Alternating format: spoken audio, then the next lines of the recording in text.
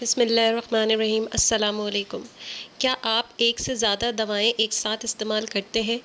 مثلاً blood pressure کی دوا، درد کی دوا، معدے کی دوا، وٹامن یا کوئی اور دوا؟ اگر ہاں تو یہ ویڈیو آپ کے لیے بہت اہم ہے، کیونکہ ایک سے زیادہ دوائیں استعمال کرتے وقت صرف یہ دیکھنا کافی نہیں کہ ہر دوا الگ الگ محفوظ ہے، یہ بھی دیکھنا ضروری ہے کہ وہ دوائیں ایک دوسرے کے ساتھ مل کر جسم پر کیا اثر ڈال سکتی ہیں۔ کبھی دو دوائیں ایک ساتھ لینے سے ایک دوا کا اثر کم ہو سکتا ہے، کبھی کسی دوا کا اثر ضرورت سے زیادہ بڑھ سکتا ہے، اور بعض صورتوں میں مضر اثرات کا خطرہ بھی بڑھ سکتا ہے۔ اس کو دواؤں کا باہمی اثر کہا جاتا ہے۔ تو آئیے بہت آسان الفاظ میں سمجھتے ہیں کہ دوائیں ایک ساتھ لیتے وقت کن باتوں کا خیال رکھنا چاہیے۔ پہلی اور سب سے اہم بات، جب بھی ڈاکٹر آپ کو نئی دوا تجویز کرے تو اسے اپنی تمام استعمال ہونے والی دواؤں کے بارے میں ضرور بتائیں۔ صرف وہ دوائیں نہیں جو ڈاکٹر نے لکھی ہیں، بلکہ وہ دوائیں بھی بتائیں جو آپ خود سے کبھی کبھار استعمال کرتے ہیں۔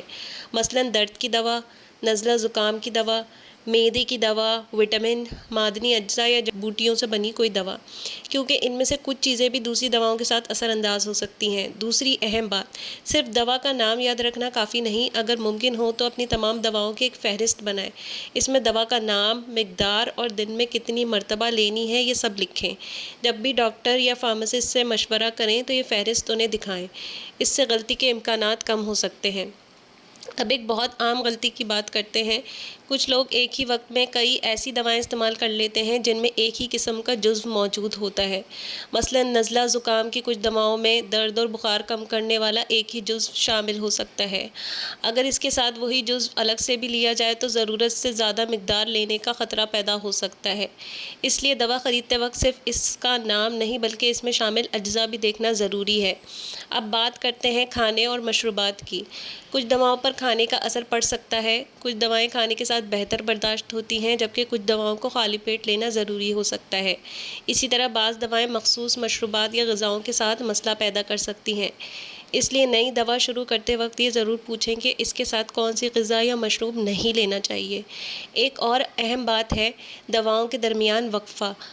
کچھ دواؤں کو ایک ساتھ لینے کے بجائے مناسب وقفے سے لینا ضروری ہو سکتا ہے، لیکن یہ وقفہ ہر دوا کے لیے ایک جیسا نہیں ہوتا۔ اس لیے اپنی طرف سے 1 یا 2 گھنٹے کا وقفہ مقرر نہ کریں۔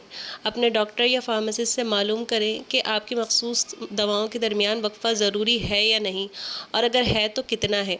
اب ایک اور عام غلطی، اگر کسی دوا کے ساتھ دوسری دوا لینے کے بعد آپ کو غیر معمولی چکر، شدید غنودگی، سانس لینے میں دشواری، شدید الرجی، غیر معمولی خون بہنا یا کوئی دوسری خطرناک علامت محسوس ہو تو اسے معمولی سمجھ کر نظر انداز نہ کریں، فوری طبی مشورہ حاصل کریں، اور اپنی مرضی سے دوسری دوا شامل کر کے مسئلہ حل کرنے کی کوشش نہ کریں۔ آخر میں ایک بہت اہم بات یاد رکھیں، اگر آپ کئی دوائیں استعمال کرتے ہیں تو ڈاکٹر اور فارماسسٹ کو اپنی تمام دواؤں کے بارے میں ضرور بتائیں۔